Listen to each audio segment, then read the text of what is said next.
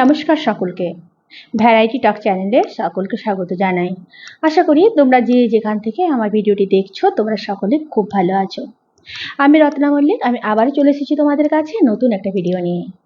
তো আজকে আমি আলোচনা করব, তুমি তোমার প্রিয় মানুষটাকে এই 3টি কথা কখনোই বলবে না। তো চলো মূল আলোচনায় যাওয়া যাক।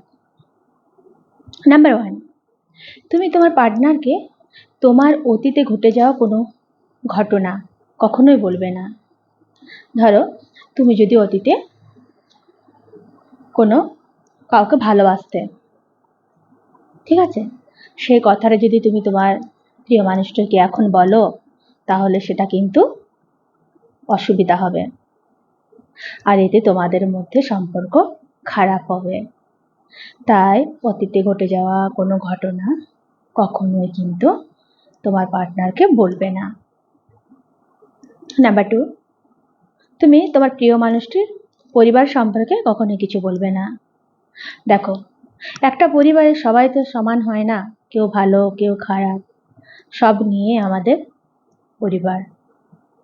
তো ওর পরিবার সম্পর্কে কোনো বাজে মন্তব্য তুমি তোমার প্রিয় মানুষটার কাছে করবে না। নাম্বার 3,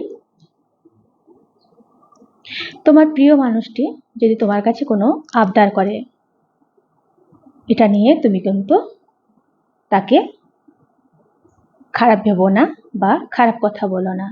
সে হয়তো কোনো কিছু আবদার করছে তোমাকে নিয়ে, এটা কিন্তু করবে না। তো আজকের ভিডিও এই পর্যন্তই।